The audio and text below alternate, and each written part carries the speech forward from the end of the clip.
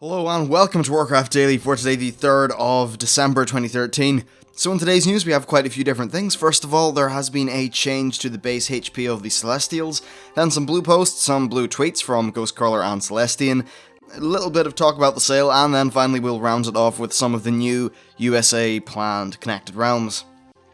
So first of all, the Celestials, they've actually had their HP reduced to 25% of its original value, but of course if more than 10 players from the same faction are in combat, this will scale up, and at 40 players it will be 100% HP. Now, first of all, I think this is great because there has been a problem in servers where the Celestials just are not getting killed. I remember even about 3 weeks after the patch dropped, it was annoying trying to get my legendary cloak because for that you need to kill one of each Celestial, and it was just taking such a long time for the realm, well, for my realm at least, to get through the 4 of them. With this way you'll be able to essentially just group up with a bunch of friends and take these things on. It should be much easier, and I think that overall is very good. Another interesting thing, however, is soloing. These guys, I think they'll be down to about 70-something million health. Now that, I think, does make them soloable. I'm not too sure how the mechanics, well, if the mechanics will allow that to happen, but I'd imagine that we could see some very cool stuff happening from perhaps Warlocks, maybe from Blood Death Knights. I would try it in a Hunter, but the problem with Hunters is we just don't have enough passive heals over time, or any of that sort of thing. We can't self-heal well. I mean, I can Gift of the Naru myself, but I don't really think that'll suffice when I'm killing a boss. Still, I think this is a really good move, and it should help out a lot of people who are struggling to get those kills, not because they don't have the skill, but because they just can't find people. Next, for blue posts, they said that first of all they're going to be taking a very strong look at CC in Warlords, so that they can be scaling it back, and right now there is too much CC, especially instant, and well, they just feel that this is not good for the gameplay, because you could be chain CC'd for a very long time in PvE. Sorry, not in PvE, PvP. This is mainly a PvP issue. There's a lot of CC which, it really doesn't have any skill, there's no decision to it. They like the way that some ones have, say, a cast, and that cast can be interrupted, so you have to make a conscious decision, do I stop and spend 1.5 seconds to CC this person? Whereas if there's lots of instants, and then instant interrupts and things like that, it's really, okay, for an interrupt perhaps, you know, if you're interrupting a fast spell, there's a bit of skill there in your timing, but for a lot of things there's not really a conscious decision, and there's no drawback, and because there's so many different things like this, you just have a lot of tools which mean you can shut people down for a long time, and even from a gameplay perspective, being shut down for 10-15 seconds, it's just not fun. It isn't. Yeah, it's a bit of a problem at the minute. As far as how they would actually reduce the amount of CC, well, it's going to involve killing off abilities, so perhaps this could be tied in with the entire reducing button bloat thing, but yeah, it'll be kind of hard actually just to remove things flat out from the game, especially some of the instants and that kind of thing. I'm not really too sure how that will affect some classes. Perhaps they're going to have it so that maybe not every class is a dedicated CC'er. I guess that could be a thing, maybe bring back a little bit of class diversity. So for an example, a Warlock could have their fears, but maybe bar a Trap, a Hunter won't have a great deal of stuff. Sometimes it feels like they make a CC for a really just sort of contrived reason, like, I don't know, your pet roars at the enemy loudly and stuns them. So, you know, it doesn't really seem to make sense, but a Warlock doing a fear, I think, does make sense. Perhaps some of those more contrived things will just get tweaked and taken out of the game. Maybe. As for interrupts, I think they are perhaps a smaller issue, but I think still an issue that needs to be solved. One of the nice things about interrupts is you can sort of time them, so you'll do an interrupt and a silence, and then you can coordinate with your teammates to burst down one player or something like that. Now that is kind of cool, however, I wonder if that goes against their philosophy of burst. I know that in PvP they did do quite a lot of changes a while back to make it a little bit less bursty. A lot of the problem is that it was essentially just stacking up your cooldowns, CCing the healer, and then nuking everyone else down. And that wasn't really fun because, well, PvP I suppose should be more of a second by second thing rather than going in with a plan which is just, yeah, you know, just CC the healer, nuke that guy down, rinse and repeat. I suppose at the higher skill levels, stuff like that maybe doesn't happen as much. I'm not sure. Now the next blue post was very interesting to me, and it was the Daze effect on ground mounts. people were calling for it to be removed. And, well, I think the Blues actually gave quite a good response. Now, what Daze effect is that sometimes when you're running through a pack of mobs on your ground mount, you'll be dazed and knocked off your mount, so it dismounts you and then you are forced to combat. Now, they said that they like the way that this is currently, and the reason they like that is because it means there's still a little bit of a decision. Like, you do have this kind of get out of jail free card, and you can just try to run past a bunch of mobs, but there is a risk reward there, and I suppose I actually agree with them in this. There's always a psychological thing when you're doing that. You're running past a bunch of mobs and they all aggro you, where you are nearly preparing to be dismounted and ripped to pieces. And I think actually some really fun moments are when you are dismounted and you face overwhelming odds, but you're able to, do some badass thing and win. Stuff like that's fun. And I think more importantly, it's about having a sense of danger in the world, and this is one of the key things that flying kills. So a lot of people have said, well, could you just not have a dismount similar to the Daze effect for flying mounts? Well, the problem with that is, what happens when you're dismounted in the air? You plummet to the ground, and you die, and that's not fun. And what if they give you a big contrived parachute? Well, then you fall slowly, and that's not particularly fun. And perhaps you just fall to the ground, don't take any fall damage? Well, I just don't think that really works. That doesn't feel right, I suppose. And then another thing about just a hard dismount when you're flying, it just feels like something you can't really control, and I don't think that they have those systems just working in the game yet. I think it would feel really hacked in and just not that good. But as for ground mounts, essentially the reason for this is there's a bit of risk reward.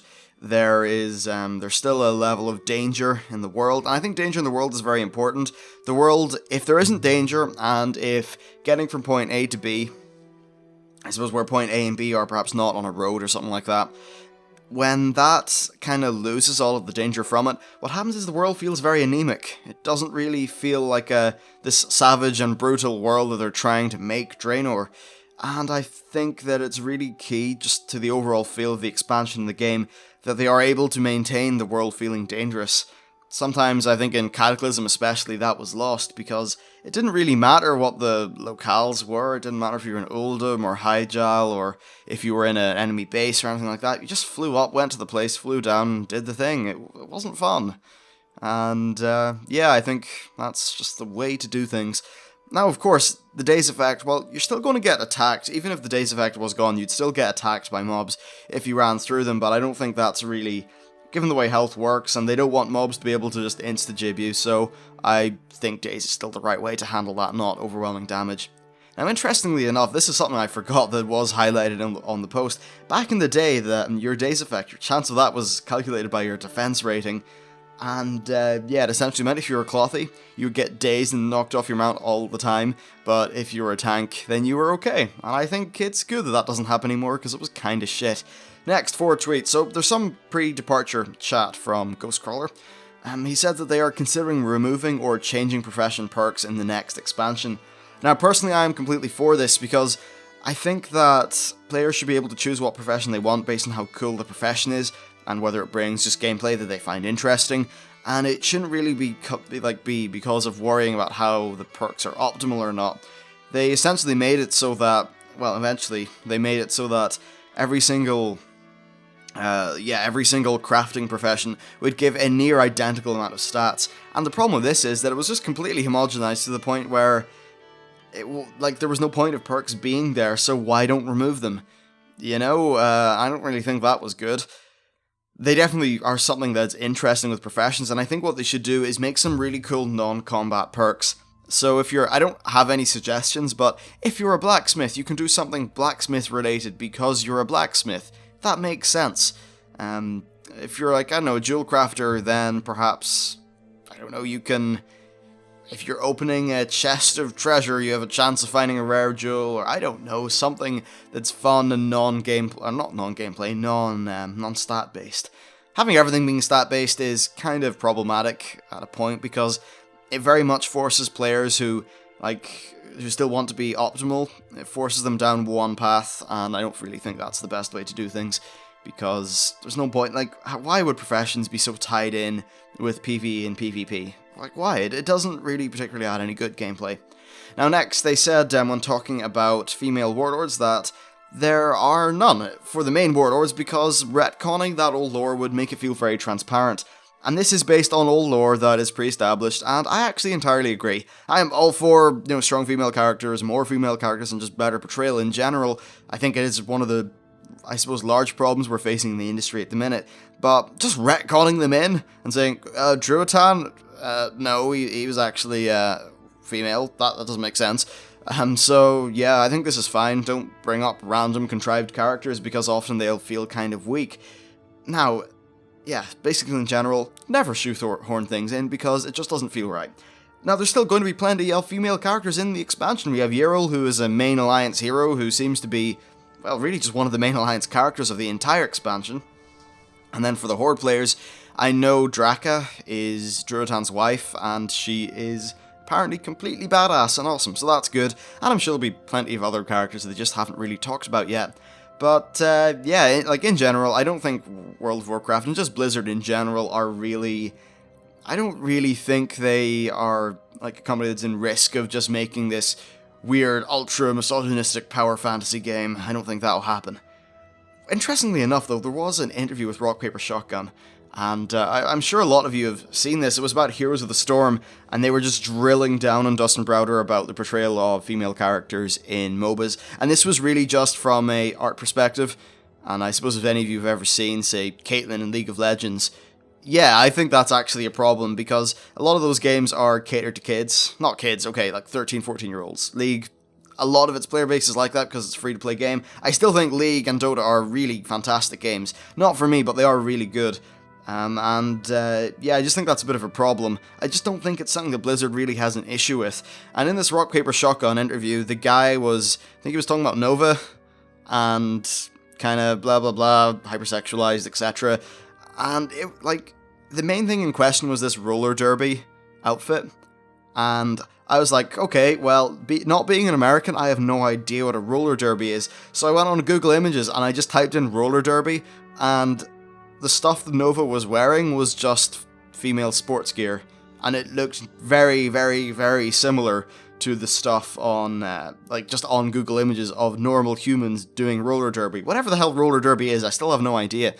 But, yeah, I just don't think it's a major problem with Blizzard, and at least, like, they don't really have ultra kind of like, oh, go rescue the princess from the castle, or, damsel in distress kind of things. I think a good example is Jaina. Fucking badass. And then on the whole Heroes of the Storm StarCraft thing as well, the male characters are extremely buff and burly, and, like, both sides of the spectrum are kind of hypersexualized in a way, but I don't really think it's offensive in the same way that some of the stuff for other MOBAs is. So, yeah, I don't know. I know that got sidetracked onto the Rock, Paper, Shotgun interview, but I think RPS were just... They were very much just jumping on a bandwagon to get more links, and often they are very guilty of making a mountain out of a molehill when it comes to things like that. I think the questions they asked were completely legitimate for, say, Riot or Valve, but I don't think as much for Blizzard. Anyway, next they said that they are crafting the Warlords of Draenor story so that we feel like the heroes. That's definitely a good thing.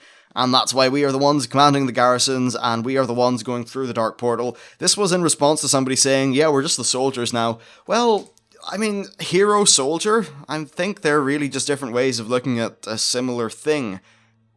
Like, say, Batman. Batman's considered to be a hero, right? But really, he's just a self-imposed soldier to the people, in a way.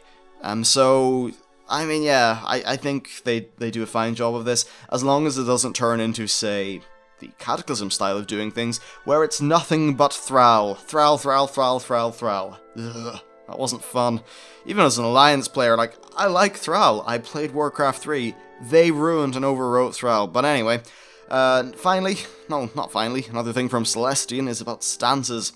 And a lot of the more interesting things that they're doing, such as the hybrid DPS Healing Paladin, Fistweaver Monk, and the DPS Prot Warrior that are being added in via level 100 talents, these are being handled by stances, and this makes it really easy for them to tweak numbers because, they're only tweaking the numbers for the effect caused by the stance. This means that they can change a lot of things without having to balance abilities that affect the main core specs. I think this is a really nice way of giving these hybrid specs, just like making them a thing, and making them so that they don't ruin the balance of other elements of the class. I think just by doing flat out 4th specs all over the place with a new set of abilities and all that, I think an issue with that is that it just fucks up balance and adds so much more work for them to do balance-wise.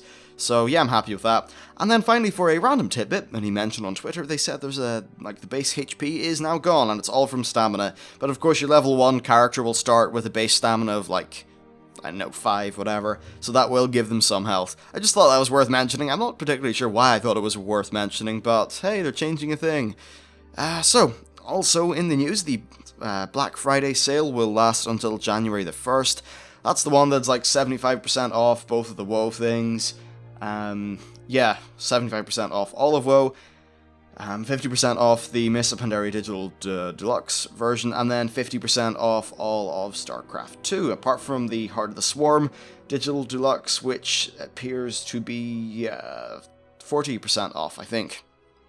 So yeah, that's all good. And then finally, for the USA, we have some planned Connected Realms with no date.